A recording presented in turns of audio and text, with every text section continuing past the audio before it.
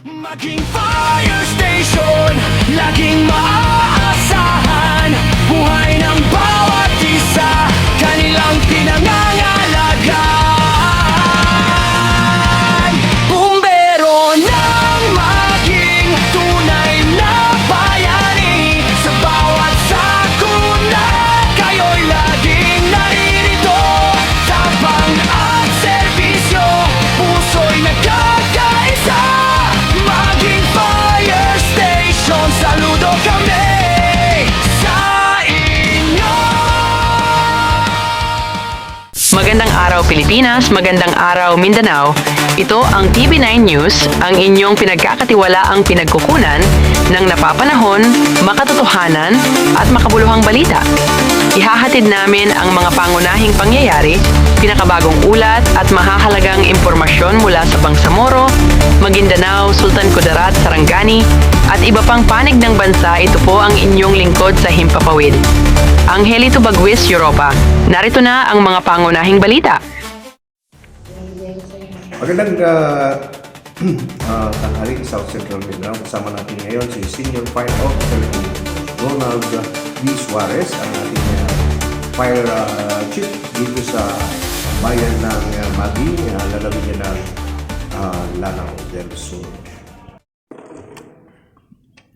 Magandang hapon Senior Fire Officer Ronald Suarez sa aming pagbisita. Of course, nariyan kayo sa pagtugon sa mga pangangailangan for safety, lalo-lalo na sa Bureau of Fire Prevention. Magandang hapon po. Magandang hapon po, sir. Ito po si Senior Fire Officer 2 Ronald D. Suarez, Acting Municipal Fire Marshal ng Maging Fire Station po, sir. So, sa palagay ninyo, kumusta naman po ang ating Bureau of Fires? Lalo na ngayon, medyo may parating na El Nino, although may tag-ulan, pero ang ramdam natin yung init ng panahon na kung saan yung mga klase ng mga kahoy o ano pa mang bagay na pwedeng madaling magningas o mag-apoy ay meron tayong mabigyan ng paalaala sa mga kababayan po natin sa bayan ng Maging. Kanina lang, sir. Sakto lang talaga yung pagdating niyo kasi kagagaling lang namin sa pagkandak ng fire safety lectures regarding sa mga posibleng mangyaring sunog, mga insidente na minsan hindi natin alam kung anong oras magkaroon ng sunog. Kaya kami ay laging nakahanda, katulad ng sinabi ko kanina, nagkandak kami kanina ng fire safety drill doon sa Brupot Elementary School. Then nagbigay din kami ng mga leaflets para handa yung ating mga komunidad dito sa Maging Fire Station kung sakasakaling magkaroon ng mga sakuna, sunog, kahit baha man yan o apoy ang lalabanan natin. At least nakahanda na yung mga barangay natin at saka yung mga paralan natin, yung mga teachers na mag-guide din nila yung mga estudyante. Kanina nga lang nagkanda kami ng fire safety lecture doon sa paralan ng Burukot Elementary School dito sa Maging, Lanao del Sur. Mga fire staff na kung saan trained sa pagkatay sunog o pagtulong, pag-rescue sa ating mga kababayan, lalo pat kung mayroong mga sakunang nangyayari. Sakto, sir, no? Kasi ang namin, ang BFP BARM, sa panguna ng ating Regional Director na si Senior Superintendent Fisher A. Agarin, DSC, at sa ating Provincial Fire Marshal Cristel G. Sotelo, merong programa na enhancement refresher skill. Every week, meron kaming refresher skill para magiging handa sa anumang sakuna, masunog man ito, sabi ko nga, mapabaha, handa po tayo dyan. Kaya nagkaroon kami palagi, everyday, meron tayong refresher skill, paano sugpuin yung apoy sa firefighting, at saka kung sa mga aksidente, meron tayong emergency medical service team na matugunan natin kung ano yung mga problema. Kung malaking problema naman ito, pwede tayo tumawag doon sa Office of the Provincial Fire Marshal at sa Marawi City kung saan nandoon yung mga Special Rescue Force natin, pwede tayo magpasa sa kanila. In case na hindi kaya ng maging fire station personnel, yung mga ibang special skills na tinatawag natin. Pwede tayo mag-assist anytime, pwede natin sila tawagan. Basta, importante, nandito yung aktibo yung personnel ng maging fire station anytime na may emergency call tayo. Okay. Ambulance o ambulansya to take rescue po sa ating mga nasunugan o nasalanta sa mga klaseng sakuna. Yes sir, meron tayong meron sa fire truck actually dito sa likuran natin, functionable lang yung fire truck natin. Tsaka meron din tayong ambulance na under ng local government unit ng maging fire station na pinanghawakan ng MDRRMO dito sa Maging. So for the record, noong nakaraang January, meron naman tayong mga lugar na kung barangay na nasunugan at kung saan na-rescue rin ninyo? Yes sir. Yes sir, meron tayo sir dun sa Barangay Bato-Bato.